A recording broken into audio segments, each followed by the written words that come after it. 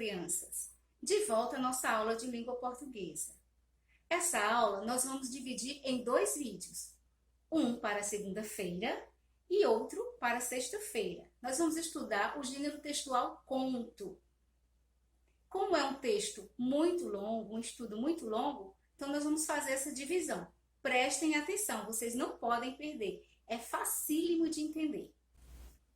Nessa primeira parte do nosso estudo, nós vamos estudar o que é conto e os principais elementos que formam um conto.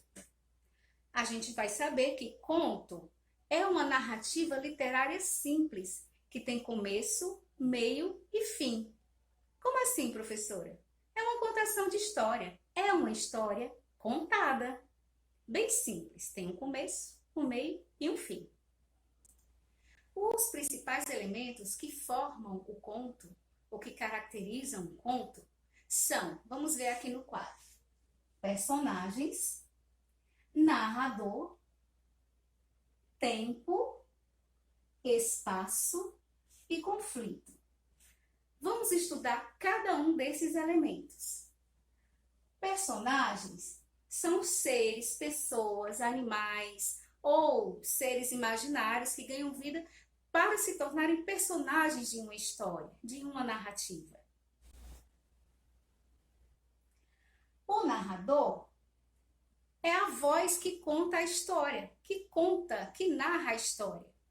Pode ser um dos personagens ou pode ser só o narrador.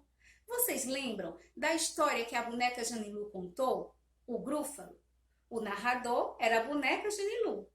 E os personagens eram o ratinho, a raposa, a coruja, a cobra e o Grúfalo. O próximo elemento, o tempo, é a duração da história, do começo até o final da narrativa.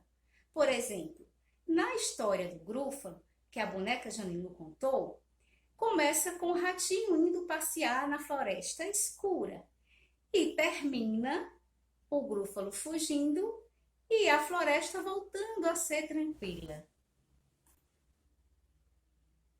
Outro elemento que caracteriza o conto é o espaço onde a história acontece, o lugar. Na história do Grúfalo, o lugar é a floresta escura. Acontece toda a história na floresta escura.